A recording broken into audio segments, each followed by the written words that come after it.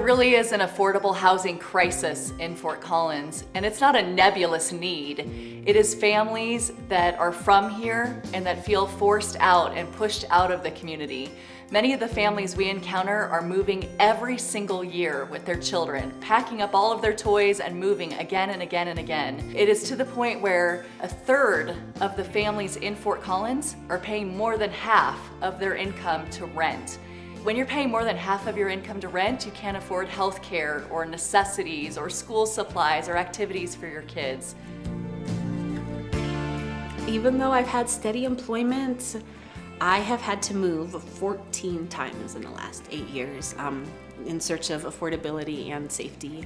And that's just what makes this such a blessing, is that's been such a journey. And I know that God has been working in my life, and he's been bringing me out of everything and through everything. And right after I had Samantha, I was journaling and I was dreaming with God, and I wrote down on a sticky note some of the dreams I had that I thought were impossible for me to attain. And right on the top of that sticky note, I wrote owning a home. I knew it was impossible. I didn't just think it was impossible. I knew that in Fort Collins, that was an impossibility for me. After we got accepted for Habitat for Humanity, and I knew that this was really going to happen for us, I remember going back through that journal and stumbling upon that page and seeing that sticky note that said, owning a house right at the top of it. And I thought, wow, God, you really were. You were listening to me dream, and you were listening to me pray, and you just heard the desires of my heart. I thought owning a home would be amazing, just for the fact that we would have our own home. It would be a place for us to live, that we wouldn't have to keep moving, and life would settle down. What I didn't expect was everything else that would go along with it, just the sense of stability. I'm planning ahead for my future. I've started putting more money away towards retirement, and I've started saving for Samantha's college, and I feel like I can plan for 30 years down the line now, because I know where I'm gonna be in 30 years. I'm not wondering what we're gonna be doing tomorrow, because I know we're gonna be planted and we're gonna be home, and I can think about the future, and I can think about her future.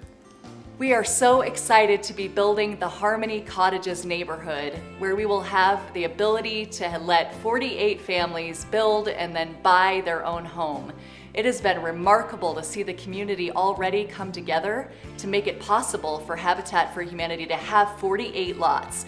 They are at the southeast corner of Harmony and Taft Hill Roads, and it will require 24,000 volunteers to build these homes alongside our families. You know they're out there doing sweat equity and investing themselves in their neighborhood and in their own home. We need you, and we thank you so much for your support. This is a hand up, not a handout, and that's why the generational impact is possible. We're calling Natasha's Build a Faith Build because it truly does take faith in our generous God to provide the volunteers and the prayers and the funds that it takes to build her house. We are so grateful for Thrivent Financial's partnership. This year, they are offering a $105,000 matching grant for the bricks and sticks for Natasha's home.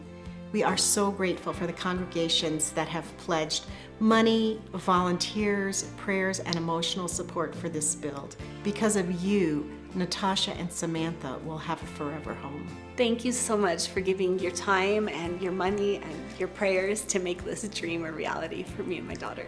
Please talk to your congregation's leaders about how to get involved with volunteering, providing meals, donating, and specific prayer requests. Thank you.